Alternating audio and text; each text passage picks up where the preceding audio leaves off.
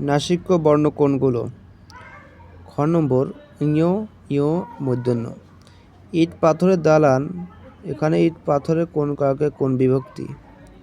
করণের ষষ্ঠী। এত অল্প টাকায় মাস চলবে না, এখানে চলা কোন অর্থে প্রকাশ করে? সংকুলান হওয়া। উপকূল কোন সমাস? অব্যয়ভাব সমাস। চিকুর এর প্রতিশব্দ নয় কোনটি? কর। উপরের ও নিচের ঠোঁটের সাহায্যে উচ্চারিত ধ্বনিগুলোকে কি বলে? অষ্টধ্বনি। নিচের কোন শব্দটি প্রত্যয় সাধিত? খণ্ডিত। দুর্লোক শব্দের সঠিক সন্ধিবিচ্ছেদ কোনটি? দিব যোগ লোক। সমাসবদ্ধ পদের অংশগুলো বিচ্ছিন্ন করে দেখানোর জন্য কোন ব্যায়ামচিহ্ন বসে? হাইফেন।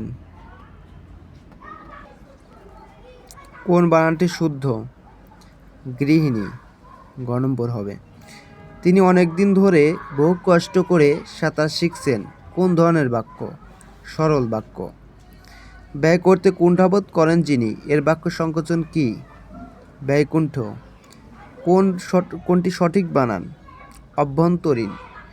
বাবুল পরে এ বাক্যে পরে কোন ক্রিয়া? অকর্মক ক্রিয়া। কোনটি তৎসম শব্দ? এখানে দুইটা উত্তর হবে, মানব এবং সন্ধ্যা। কোন বানানটি শুদ্ধ? খ, যথোচিত। কোনটি শুদ্ধ বাক্য? তাহার জীবন সংশয়াপূর্ণ।